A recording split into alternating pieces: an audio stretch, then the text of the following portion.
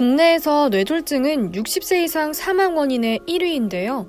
한 해에 약 10만 5천 명의 환자가 발생해 20분에 1명씩 뇌졸중으로 사망합니다. 뇌졸중은 실내외 온도 차이가 크고 기온이 낮아지는 가을, 겨울에 많이 발생하고 쓰러지기 전까지 전조 증상이 거의 없어 더 위험합니다.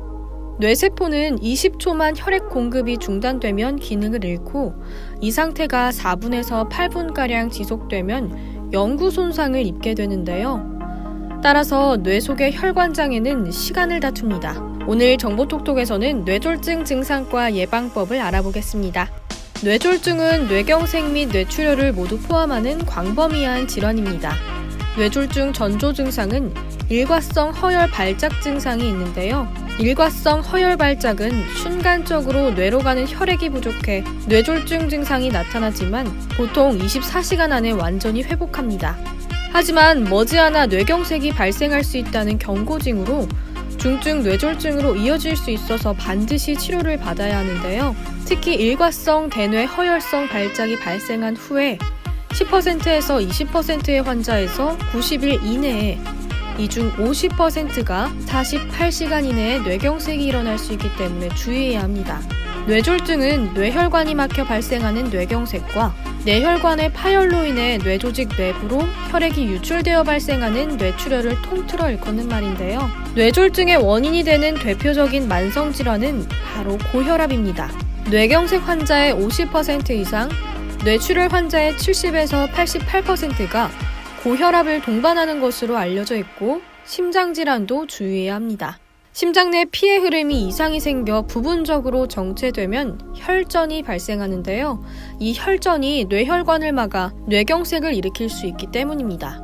이렇게 시한폭탄 같기도 한 뇌졸중, 미리 알 수는 없을까요? 전문가들은 다음과 같은 증상이 있으면 즉시 병원을 찾아야 한다고 합니다.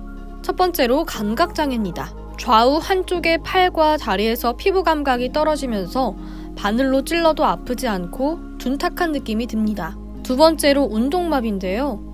어느 한쪽의 팔과 다리에서 힘이 빠지고 심한 경우 얼굴의 좌우 한쪽이 마비돼 입술이 돌아가기도 합니다. 세 번째로는 실어증인데요.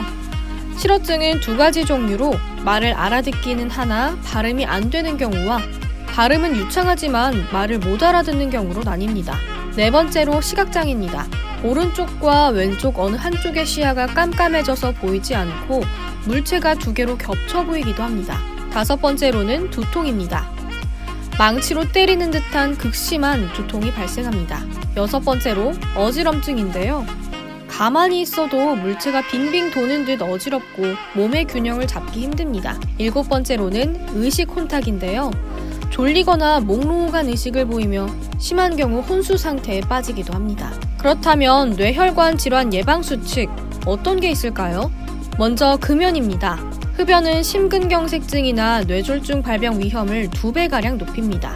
술은 하루에 한두 잔 이하로 줄입니다. 세계보건기구의 적정 음주 기준은 남자 1회 2잔, 여성 및 노인은 1회 1잔이라고 합니다.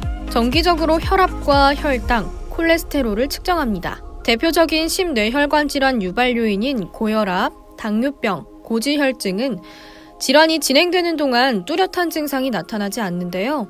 따라서 정기적인 검사를 통해 자신의 혈압과 혈당, 콜레스테롤 수치를 파악하고 문제가 있는 경우에 조기 치료해야 합니다. 음식은 싱겁게 먹습니다. 우리 국민의 하루 평균 소금 섭취량은 11.2g으로 세계보건기구 권장 수준 5g보다 2배 이상 많은데요. 음식을 짜게 먹으면 혈압이 상승되고 심뇌혈관 질환을 유발하고 악화시킵니다. 물을 충분히 마셔줍니다. 혈관은 강과 같죠. 가뭄이 들면 수량이 줄고 물이 탁해져 흐름이 원활하지 못하는 것처럼 우리 몸의 풍부한 혈액량과 깨끗한 혈류도 물을 많이 마셔 순환을 원활하게 해주는 것이 좋은데요. 충분한 물을 섭취하려면 하루 2리터는 마셔줘야 합니다. 나이가 들수록 신장에서 수분 재흡수율이 떨어지는 데다가 갈증을 자극하는 중추의 기능이 저하되는 만큼 중년 이후부터는 목이 마르지 않더라도 수시로 물을 마셔주는 것이 도움이 됩니다.